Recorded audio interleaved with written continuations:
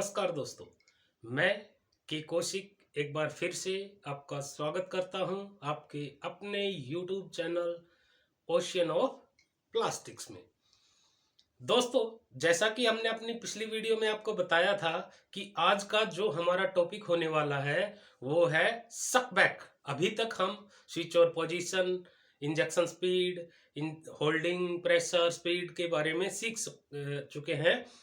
अब हम आज सीखेंगे सकबैक के बारे में। बहुत ही इंपॉर्टेंट टॉपिक है दोस्तों, और बहुत सारी प्रॉब्लम्स को सॉल्यूशन करने के लिए सेटिंग में काम आता है, तो बहुत ही ध्यान से देखना है। और इसके साथ साथ दोस्तों, इन वीडियो को डाउनलोड कर लिया करो, क्योंकि आगे हम ट्रबल शूटिंग करेंगे, प्रॉब्लम्स को सॉल्यूशन करना सीखेंगे। उसके लिए हमें इन वीडियो की जरूरत पड़ेगी, इन स्टेपों की जरूरत पड़ेगी।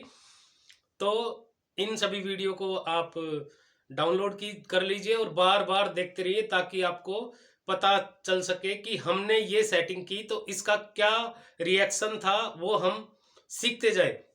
तो दोस्तों, आइए सबसे पहले देखते हैं हम सकबैक की डेफिनेशन की कैसे होता है सकबैक। आइए देखते हैं एक शॉर्ट वीडियो में डेफिनेशन।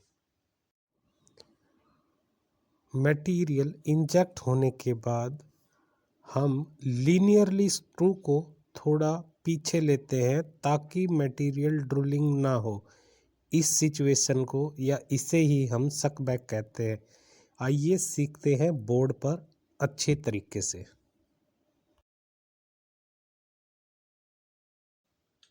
तो दोस्तों, हमने सकबैक की डेफिनेशन देखा और जाना क्या होता है सकबैक। कि लीनियरली जब हम स्क्रू को पीछे करते हैं ड्रिलिंग को रोकने के लिए। अब हम बोर्ड पे समझेंगे कि ड्रिलिंग कैसे होगी, क्यों हो जाती है। इसलिए हम लीनियरली स्क्रू को पीछे करते हैं। ना वो एंटी क्लॉकवाइज घूमता है उस टाइम, ना क्लॉकवाइज घूमता है, लीनियरली पीछे जाता है, उसे हम सकबैक कहते हैं। 2 या 3 mm मटेरियल के हिसाब से हम स्क्रू को पीछे कर लेते हैं। तो आइए अब सीखते हैं बोर्ड पे अच्छे तरीके से कि क्या होता है सकबैक, इसे क्या क्या रोकने के लिए यूज किया जाता है, मतलब किन किन कारणों के लिए यूज किया जाता है। आइए सीखते हैं बोर्ड पे। तो दोस्तों, आइए हम सीखते हैं सकबैक को।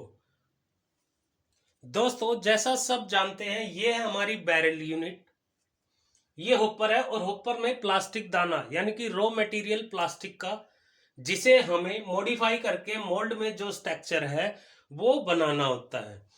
अब दोस्तों, इस दाने के लिए बहुत सारे फोर्स प्रेशर्स अप्लाई होते हैं, जैसे holding, injection pressure, back pressure. आज हम सीख रहे हैं सकबैक के बारे में। होल्डिंग और इंजेक्शन प्रेशर, इंजेक्शन टाइम, ये सब हम बैक वीडियो में सीख चुके हैं, जिसके लिंक आपको डिस्क्रिप्शन में नीचे मिलेंगे। आप उन वीडियो को जरूर देखें, तो सकबैक आपको अच्छे से समझ में आएगा।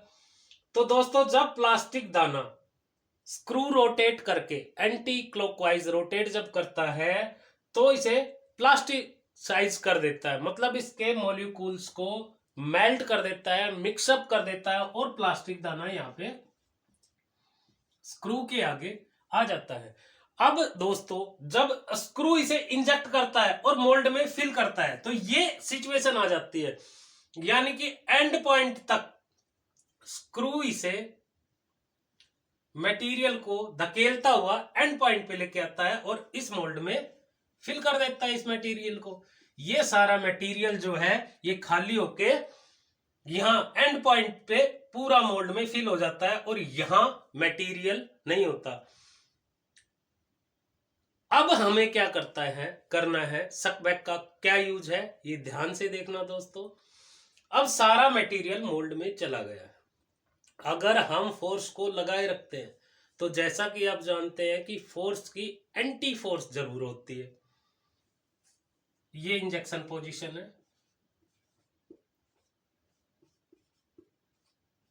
पोजीशन।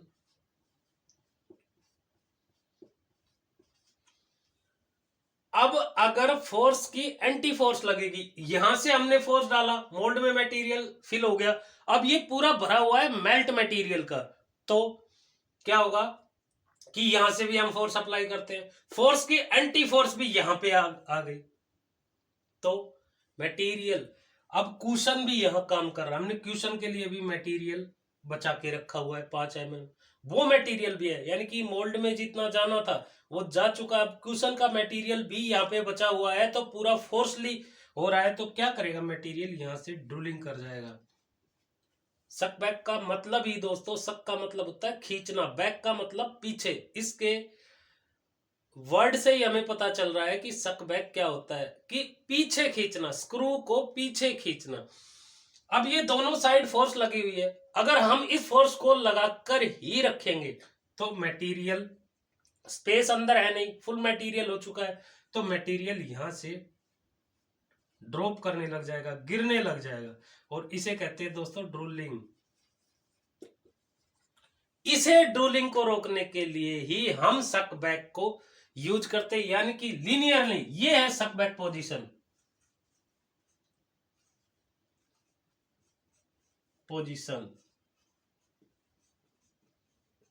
अब हम लीनियरली स्क्रू पीछे जाएगा, रोटेट नहीं होगा, एंटी क्लॉकवाइज या क्लॉकवाइज कैसे भी रोटेट नहीं होगा, लीनियरली पीछे चला जाएगा, और ये मटेरियल यहां पे आ जाएगा दोस्तों। अब फोर्स है नहीं यहां पे, तो मटेरियल यहां से गिरेगा नहीं, क्योंकि लीनियरली हमने स्क्रू को थोड़ा पीछे ले लिया, मटेरियल थोड़ा पीछे शिफ्ट हो गया है। सक बैक यानी कि हमने 2 mm स्क्रू को लीनियरली पीछे लिया, तो 2 mm मटेरियल यहां पे हमारा आ गया है। तो ये मटेरियल यहां से नहीं गिरेगा, क्योंकि इस पे फोर्स नहीं है मटेरियल पे, केवल ये फोर्स है जो कुशन वर्क कर रहा है, होल्डिंग वर्क कर रही है, वो उस फोर्स को रोक लेंगे। मटेरियल वापस यहां पर भी नहीं जाएगा, और यहीं पे मटेरियल जमा हो जाएगा, यानी कि कुशन अप्लाई हो जाएगा। कुशन की वीडियो आप मेरे डिस्क्रिप्शन में जो लिंक है उससे देख सकते हैं, मेरे चैनल पे है, उससे देख सकते हैं कुशन क्या होता है। तो दोस्तों स्क्रू को लीनियरली पीछे ही लेना सक बैक होता है, इंजेक्शन पोजीशन से लीनियरली पीछे लेना सक बैक होता है दोस्तों। अब दोस्तों एक बात हम यहां पे सीखते हैं, पोजीशन। ये हमारा इंजेक्ट मटेरियल है, ये मटेरियल जो मेल्ट हो चुका है वो है, यहां पे हमारी स्विच और पोजीशन है, यहां पे हमारी होल्डिंग अप्लाई होती है, ये क्यूशन है। अब कुशन तो हमने मान लो 5 mm या फीड कर रखा है, तो ये मटेरियल की फोर्स रहेगी। इसे कम करने के लिए हमने 3 mm सक बैक ले लिया या 5 mm सक बैक ले लिया, ये मटेरियल के हिसाब से फीड किया जाता है दोस्तों। अब स्क्रू लीनियरली पीछे चला जाएगा, यहां पे फोर्स कम हो जाएगी और मटेरियल के गिरने के चांसेस खत्म हो जाएंगे। तो सबसे पहला इसका बेनिफिट क्या होगा, ड्रिलिंग को रोकता है। अब दूसरा क्या बेनिफिट है दोस्तों, अगर फोर्स यहां पे लगी ही रहती है तो ये मटेरियल यहां पे सक हो जाएगा या चिपक जाएगा, सॉरी। अब यहां पे होता है रनर, स्क्रू रनर। अब रनर क्या होगा, अब मटेरियल रनर से चिपका हुआ है फोर्स के साथ, यानी कि फोर्स के साथ किसी भी चीज को, उदाहरण के लिए हम फेविक्विक से कोई भी चीज चिपकाते हैं और फोर्स के साथ चिपकाते हैं तो वो बहुत अच्छे से चिपकती है। अब फोर्स दोनों तरफ अगर लगा कर रखते हैं, सक बैक का हम यूज नहीं करते हैं, तो ये मटेरियल यहाँ पे चिपक जाएगा रनर के साथ, और रनर के साथ चिपक जाएगा तो क्या होगा, पार्ट जो हमारा पीस जो मोल्ड में है वो आसानी से नहीं निकलेगा, और निकलेगा तो रनर स्टिक हो जाएगा, रनर टूट जाएगा, जिसे निकालने में बहुत परेशानी होती है दोस्तों। ये रनर स्टिक की प्रॉब्लम को रोकता है।